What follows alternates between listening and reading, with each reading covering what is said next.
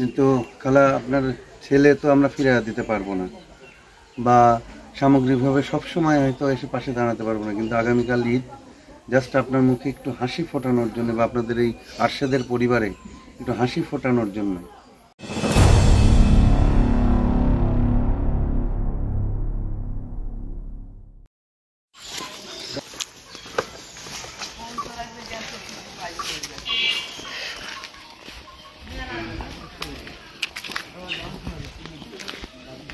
হ্যাঁ, ঘরেই দিয়ে দেবো। ভালো আছে নাকি?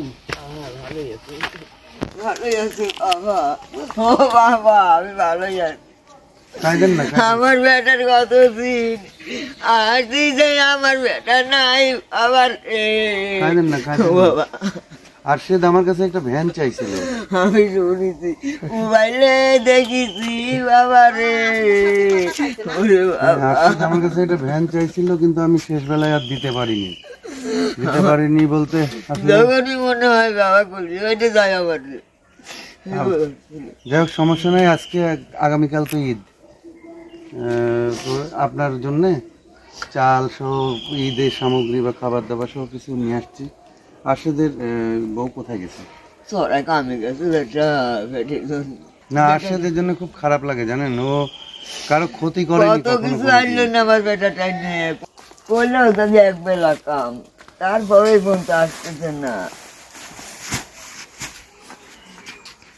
আমি আজকে আসছি, শোনেন, ওই আরশেদ আমার কাছে অনেকদিন আগে একটা ভ্যান চাইছিল, আমি আসলে দিতে পারিনি এবং আসতেও পারিনি। আরশেদ খুব ভালো ছেলে ছিল, মানসিক ভারসাম্যহীন ছিল, সব বুঝতো, এবং সবচেয়ে বড় কথা যে সে শ্রম দিয়ে, মানে ঘাম দিয়ে উপার্জন করে সংসার চালাতো। এটাই একটা বড় কথা। অনেকেই আছে যে ভিক্ষা করে বা ইয়ে করে, কিন্তু পরে ওর ভ্যান হারা যাওয়ার পরে আসলে কামে যাবে দেয় না, ওগুলো করবে কামে যায়।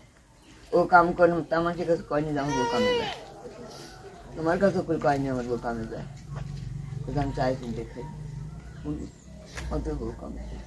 কিন্তু খালা আপনার ছেলে তো আমরা ফিরে দিতে পারবো না, বা সামগ্রিকভাবে সবসময় হয়তো এসে পাশে দাঁড়াতে পারবো না, কিন্তু আগামীকাল ঈদ, জাস্ট আপনার মুখে একটু হাসি ফোটানোর জন্য বা আপনাদের এই আরশেদের পরিবারে একটু হাসি ফোটানোর জন্য মানে আসছি। নাম প্রকাশ না করার শর্তে দুইজন পুলিশ সদস্য এবং আরেকজন নাম প্রকাশ না করতে চাননি, আরেকজন মানবিক ভাই, মানবিক মানুষ, উনি আপনাদের পাশে এসে দাঁড়িয়েছেন। আমরা দুইটা জায়গায় পুলিশের নাম্বার নিয়ে আইছে আমার বেটা, কেউ কিছু করলি পুলিশের নাম্বার, ছবি হ্যাঁ, ছবি দেখাই, চাটমোড় থানার পুলিশ সবাই ভালোবাসতো। এটা পুলিশের ছবি। চাটমোড় থানার পুলিশরা আরশেদকে খুবই ভালোবাসতো এবং সবসময় যে ব্যস্ত জিজ্ঞাসা ও বেশ আমাকে ভালো থানায় রান্না করি। ওকে তো থানা পুলিশ আমাকে না, খুব ভালো পুলিশ। আমি যাই তো যাই হোক, ওই দুইজন মানবিক পুলিশ সদস্য এবং হচ্ছে যে এক মানবিক ভাই, তার আর্থিক সহযোগিতায় 1 বস্তা চাল আছে এখানে, তারপরে ওইখানে আছে ডাল, সেমাই, চিনি, তারপরে আছে আপনার সাবান, গুঁড়া সাবান, এখানে আলু, পেঁয়াজ, কাঁচামরিচ, মানে যা যা লাগে আর আরো বেশ কিছু ইয়ে আছে, তেল আছে, সয়াবিন তেল, একটা মুরগি দিয়ে গেলাম। কালকে ঈদের দিন আপনার নাতিপুতি নিয়ে, আরশেদের বউরে নিয়ে ইয়ে করে খাবেন। আর এর মধ্যে থেকে 500 টাকা বাঁচছে, এই 500 টাকা আপনার হাতে তুলে দিয়ে গেলাম, ঠিক আছে? এই 500 টাকা দিয়ে এই নাতিদেরকে, আরশেদের ছেলের মেয়েকে ওদের হাত খরচ দিন, আর দোয়া করেন তাদের জন্য যারা এই উপহার বা এই সহযোগিতাটা করেছে আর কি।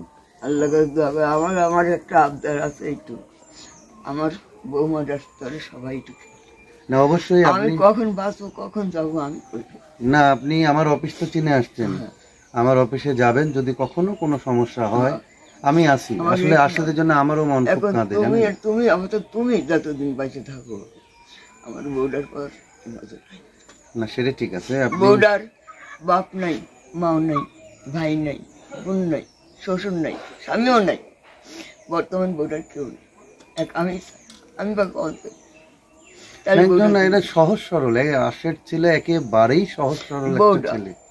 হ্যাঁ, আরশেদের বউ বেশ সহজ সরল এবং খুব কর্মঠ নারী। সমস্যা নাই, বলবেন যদি, যখন না বসতে হবে না, দোয়া করবেন ওই 3 জন মানুষের জন্য, 2 জন পুলিশ সদস্য এবং ওই নাম প্রকাশ না করার সাথে মানবিক মানুষটা। আসলে তারা না থাকলে এটা সম্ভব হইতো না। আর এবার ঠিক ঈদের আগের দিন এটা দিয়ে যেতে পারবো কল্পনাও করতে পারিনি। তো খালা দোয়া করেন, থাকেন, গেলাম, ভালো থাকেন, ঈদ করেন ভালোভাবে, ঠিক আছে? আর আরশেদের জন্য আপনি মা, কষ্ট লাগবে, মা যতদিন সন্তান বেঁচে থাকবে সন্তানের জন্য কষ্ট হবে। আরশেদ সবারই প্রিয় মানুষ ছিল, আবার আর আপনি তো তার মা, আসলে কষ্ট লাগবে। এই কষ্ট তো লাঘব করানো বা কোনো কিছুর সাধ্য আমাদের নাই, তারপরেও আমরা সন্তানের মতনই পাশে থাকবো, দোয়া করেন। সন্তানের মতন তাই আমাকে যা করেন না, দেখো আমাকে আল্লাহ দেখুন বউটা করেন না, সবাই ওই ভিডিওটা দেখেন, আমি যে ভিডিওটা দিয়েছিলাম আমার সাথে বেশ মারা যাওয়ার সবার মোবাইলই আছে। আমি মারা যাওয়ার কিছুদিন আগে ওই আমতলা বসে ও আমারে বলছে আমাকে একটা ভ্যান কিনে দেন। ঠিক আছে খালা, থাকেন, গেলাম, ভালো থাকেন আপনারা, হ্যাঁ ভালো থাকেন।